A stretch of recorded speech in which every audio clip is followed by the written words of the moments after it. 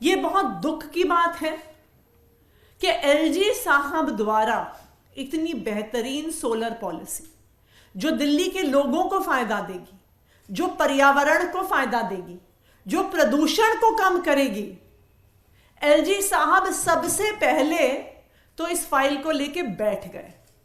उन्होंने कई दिन तक इस फाइल को वापस ही नहीं भेजा।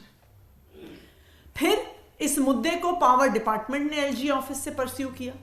मैंने व्यक्तिगत तौर पर एलजी ऑफिस से बात कर करके कई बार यह सवाल पूछा कि सोलर पॉलिसी की फाइल कब वापस आएगी, क्योंकि हमें सोलर पॉलिसी को नोटिफाई करना है। हमारे इतने परस्यू करने के बाद जब एलजी साहब इस फाइल को और रोक नहीं पाए तो उन्होंने ऊल जलूल सवाल लगाकर इस फाइल को वापस भेज दिया।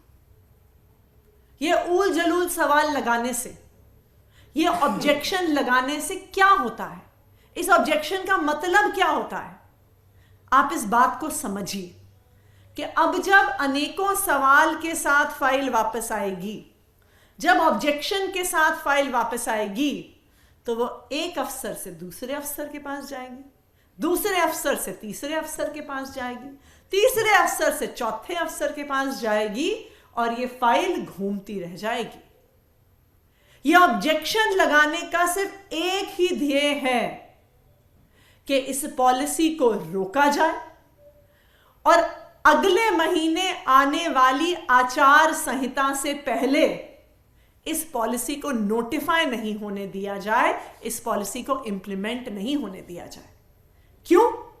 क्योंकि अगर ये सोलर पॉलिसी नोटिफाई हो जाती है और अगर ये सोलर पॉलिसी इंप्लीमेंट हो जाती है तो दिल्ली वालों को इससे फायदा होगा। दिल्ली वाले अरविंद केजरीवाल की सरकार से खुश होंगे, उनके पॉलिसीज से खुश होंगे, उनको वोट डालेंगे।